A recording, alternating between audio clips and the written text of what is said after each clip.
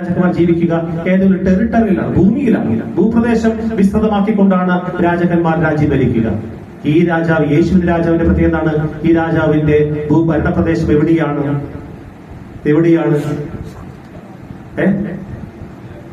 ഭൂമിയിലേക്ക് വന്നിട്ടുണ്ട്. ഇനി നിങ്ങൾ ഒരു ക്ലൂ തന്നു ഞാൻ, നിങ്ങൾ സ്വർഗത്തെ പറ്റി ചിന്തിക്കേണ്ട. ഭൂമിയിലേക്ക് വന്നു യേശു. ഭൂമിയിലേക്ക് വന്നെങ്കിൽ എവിടെയാണ് ഈ രാജാവ് ഭരിക്കുന്നത്?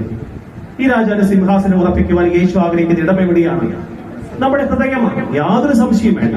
നമ്മുടെ ഹൃദയത്തിലാണ് ഈ രാജാവ് വാസമുറപ്പിക്കുവാൻ ആഗ്രഹിക്കുന്നത്. അല്ലാണ്ട് ഏതെങ്കിലും ഭൂപ്രദേശം വെട്ടിപ്പിടിച്ചിട്ടോ അവിടെ സ്വന്തം ഇരിപ്പിടം സ്വന്തമാക്കുന്ന ഒരു അവസ്ഥയല്ല, മറിച്ച് മനുഷ്യ ഹൃദയങ്ങളിലാണ് ഈ രാജാവ് ഭരിക്കുവാനായിട്ട് ആഗ്രഹിക്കുന്നത്. അപ്പോൾ ഈ ഹൃദയങ്ങളെ കീഴടക്കുവാനായിട്ട് ഈ രാജാവ് ഉപയോഗിക്കുന്ന ആയുധങ്ങൾ എന്തൊക്കെയാണ്? നമ്മുടെ ലോകത്തിലെ രാജാക്കന്മാരൊക്കെ അല്ലെങ്കിൽ നേതാക്കന്മാരൊക്കെ പല ആറ്റം ബോംബുകൾ ഉപയോഗിക്കുന്നുണ്ട്. ഒരുപാട് ബോംബൊക്കെ ഇട്ട് ആൾക്കാരെ കൊന്നൊടുക്കുന്നുണ്ട്. ഈ രാജാവ് ഉപയോഗിക്കുന്ന ആയുധങ്ങൾ എന്തൊക്കെയാണ്?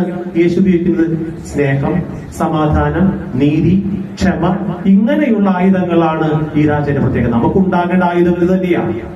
നമുക്കുണ്ടാകേണ്ട ആയുധങ്ങൾ നമ്മുടെ കുടുംബത്തിൽ സ്നേഹിക്കുവാനും ക്ഷമിക്കുവാനും ശുശ്രൂഷ ചെയ്യുവാനും സഹായിക്കുവാനും സഹിക്കുവാനും സാധിക്കണം. യേശു ശിഷ്യന്മാരോട് ചോദിക്കുന്നുണ്ട്, ഞാൻ ആരെന്നാണ് നിങ്ങൾ പറയുന്നത്?